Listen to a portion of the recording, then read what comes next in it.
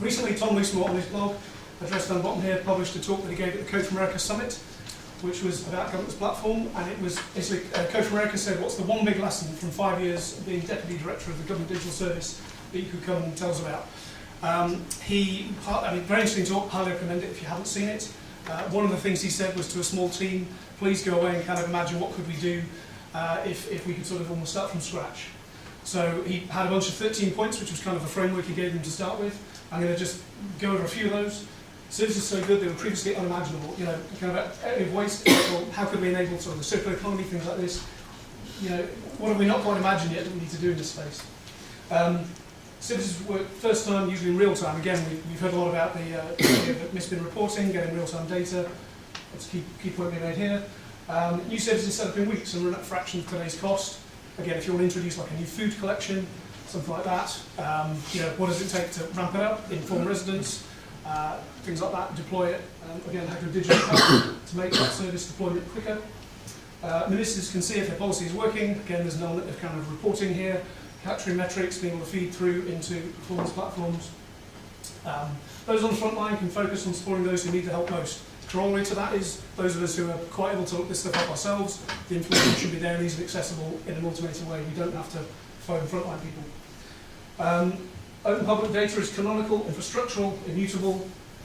Canonical, one copy of stuff. We're not copying it around in different data repositories. Infrastructural, ideally, councils are using the same kind of access to the data that any third party would use and so on. Services use open standards and create open standards. Okay, well that's what this entire project's about. We're trying to encourage that. Government kind of has that role. Tom kind of emphasises this, you know, government has the ability to kind of drive these things. Services should gracefully span local, central and devolved governments. You know, again, with local, it's like how if people move house, how can they, you know, have consistency of service? How can you reduce those kind of confusions between different services? By the way, I've jumped through some of these. I haven't shown all of them, so that's why the numbers are jumping. Everything is available through an API for third-party use. Again, this is sort of talking about kind of making this, you know, the platform, making this kind of these services available. Third parties can use them and build things that we're not even imagining. And this was, you know, sort of a kind of summary of an illustration of, you know, how these elements fit together. Services, common platform elements, trust and consent, and then I think the registers bit is interesting, which is an idea that GDS have been blogging about over the past 6 months, started to bring up. You know, I think there are elements of some of this stuff that could potentially fit into things like registers. So we have, again, kind of canonical one representation of some of the data involved in these services. Not all, but just some bits. I'll come back to that perhaps. So just a very quick recap of what we're talking about. Data models, abstract kind of how we describe the things in the service, what are they, what properties, information we need to know about them.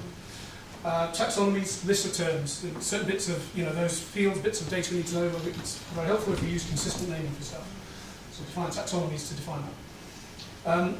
Web APIs is basically, you know, how the different software systems talk to each other. We're doing this over the web, over HTTP, they're exchanging JSON, XML data, just data formats.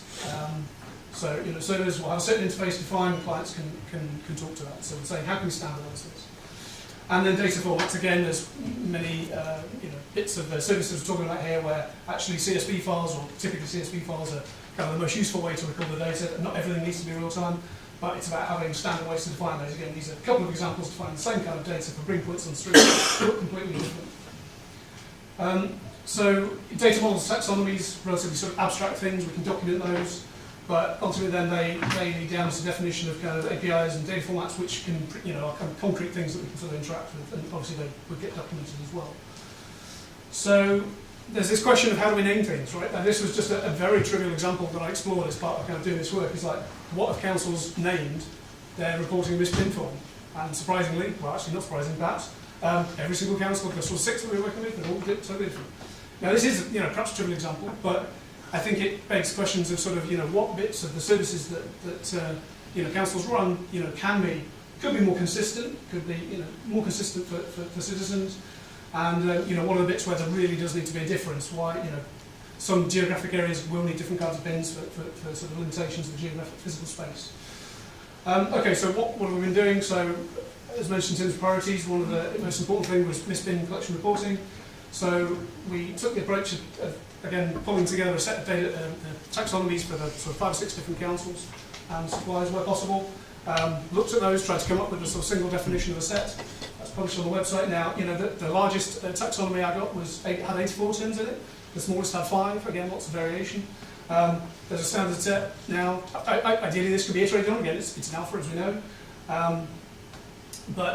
You know, I think the key thing is sort of saying, is this then a set that could be worked with? You know, could our council start to use this? If not, maybe it needs changing. It may be that some councils want to use a smaller set of terms. That's fine. You can throw some away. If you want to add them, though, it'd be interesting to know why. What are the rationale? I mean, in terms of bringing this together, yes, I looked at a bunch of different sets. What we didn't do in terms of problem of time, is look more closely at the reasons why each council have different sets of terms. And there will be again reasons for some of that. It would be worth iterating on that going forward through perhaps the future and so on. In terms of the overall modelling of stuff. And that was the heart of kind of then how to kind of go about developing the API and things. So to create data models, we've been using several different inputs. One is the Legacy Smart City concept model, very kind of high-level conceptual model of what sort of local government services could look like. Talk to Paul Davidson if you want to know more about that. He might mention that more later. Schema.org, a very large repository of standard schemas for common stuff that has been built by Google and Microsoft and Yahoo and things. Land registry as well, I used some stuff from there. But I'm very interested to know, are there other models of schemas, ontologies, definitions of models that are out there that other organisations have defined? I'm sure there's stuff that I haven't able to find. And of course, the existing software systems, the supplier systems, exactly how they model in the world. And so on. Quick example, so to define a waste service, so the red stuff is from schema.org. They can model a thing, it has a name, description, URL to it. Then your intangible is just a wrapper for things that aren't physical. Then you have a service model, and that will have things like provider, well, that's going to be the council, service area, that's geographic area it covers. Then government service would be a particular service run by government, and then that might have an operator, which say could be a contractor, waste contractor, if it's council that contracts out. And then you've got the waste service definition, which is sort of that I've been working on, and that might then have additional information specific to those kind of services. So getting in a little bit, so I've been prototyping essentially the kind of misbin reporting, primarily that's what I've been focusing on. Building this up, again, I've kept this a relatively straightforward way of defining this stuff. So, a form where you sort of work out your address, modelling the address as the BS 7666 standard, which is sort of the UK standard for addressing, a little bit different to schema.org, that is defined by the land registry. And then places, which would just be a thing that can encapsulate UPRN, geographic location, address, and so on. This is integrating with data from Luton's test database, which I've been sort of working on integration with the Bartek collective system that they're moving towards. So thanks to Tim and the guys at Bartek have been helping with that. Going a bit beyond that, so I will point out before you all realise it, there's a glaring error because in terms of the event, the date there is clearly different to the date reported at the bottom. The event stuff is at the moment just a mock-up in terms of what I've been putting here. The service stuff, I'm sort of trying to highlight the idea of overall waste services, right? It's an address with a particular, collecting a particular waste type, and then there could be events reported about that. I'm very, very close to sort of have data for this stuff coming through the API, but just didn't quite have time this week to get fully integrated. I was only able to start working with this actually as an integration service on Monday, so just kind of ran out of time to need to prep for this. What else are we pulling together? So in terms of then naming, there's a bunch of different kinds of containers. I've worked with RAP on pulling together a standard set of kind of terms. Now these icons, you probably recognise these. They are RAP icons. Again, there may be other ones that could be used. So that's another one of the taxonomies that's published on the site. Same for material type. So RAP have this thing of material streams, which are kind of these things. Now they're used for bring points and recycling centres. They're not quite the same as what's used for kind of curbside. So the taxonomy that's, again, the materials taxonomy that's on the website where I'm publishing these things is a little bit different, but that's kind of intentional. But the colour coding, could be consistent, and again, I think that sort of helps kind of communicate the different kinds of materials. Miscollection events. So yeah, it's going to capture an event, and there's sort of the text and things there that could be what's presented to users. But there's an issue here in terms of Mackay, and this is sort of where you need this sort of adaptation layer. It could be that what you present to the citizen is a nice kind of well-formed description of what the problem was. Maybe for somebody in customer services, they'll just get a much simpler message and a kind of more condensed kind of admin display or something. And then what you might get on an in-cab system has to be sort of quick to enter, tailored to their needs, focused on, say, link it to the bin that's been shown and so on. So there's a challenge there of sort of linking all those up. But again, it's trying to have that consistency when we are saying a particular type of problem that it is consistent across services. I played a little bit with open data communities. It was just an interesting thing of looking at that problem space of, I mean, for an individual council, they're also going to know their contact information, right? But for a third-party service, this might be really, it's that idea of, using linked data on the web and bringing data together. So this was actually, open data communities maintains a list of all councils and key contact information for them. So if I was building this as a third-party app, I could easily get that kind of information, and that's, then just modeled as an organisation which would link to the service in terms of, say, schema definition data. Looking a bit at the sort of looking at your sort of finding, next collection finder kind of thing. When is your next collection? There's a couple of different ways of playing with looking at this. It might be that you do date first, which kind of means driving it by, your next collection will be for, a set of services, right? So in this case, like recycling food is a little bit modelled on how Guildford do it currently, and that might involve several bins. But then there are other councils that might do materials first, so you basically focus on the particular collection type, that's just, say, the recycling bins.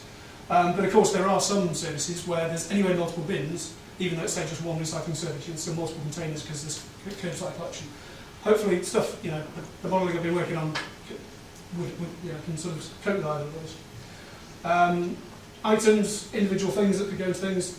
This is sort of an intent. I haven't really looked into this too far because it wasn't high priority in terms of our backlog. I did publish yesterday an initial stab at bulky items taxonomy. Again, it's about developing that kind of common list of terms.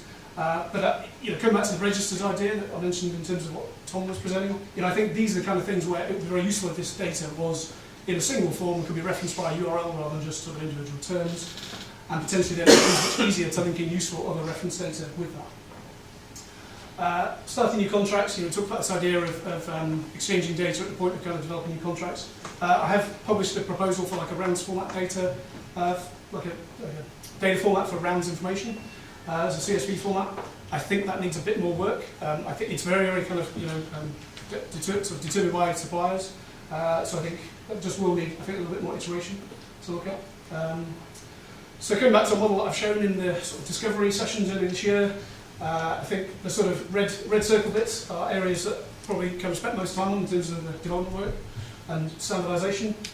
Case management is key for this, right? I mean, things like reporting a missed bin, if you go through to the end of a form and you do then fill out, which I've mocked some of this up as well, but you then want to actually push through a report to the council. The citizen would want to submit something and say, yes, I really do have an issue with this bin, please do come and sort this out.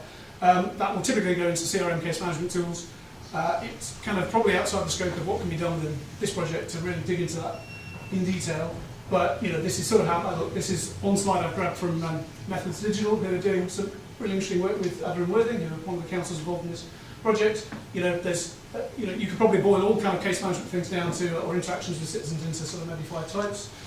And we could then go and sort of define cases with a few kind of key properties and think about then what additional properties might be needed for the specific types of requests and services that people request. In terms of other elements, in terms of platform thinking, there's been developments over the past few months. Notifications platform, I had a quick chat with their tech lead. That's being developed. It may be something that could be used within local government, but that will no doubt develop next year, I guess. GovUK Pay, again, payments was an issue that came high on the priority list in terms of discovery, prioritisation. I didn't go looking at any of that because it's generic and big and complex, but GovUK Pay are looking at that, so it might be worth looking further into that work. Brilliant, this URL has been chopped off, but anyway, that's sort of waste service standards going off there. That's the URL of the standard site, but this is linked from the main project page on the deliverables tab.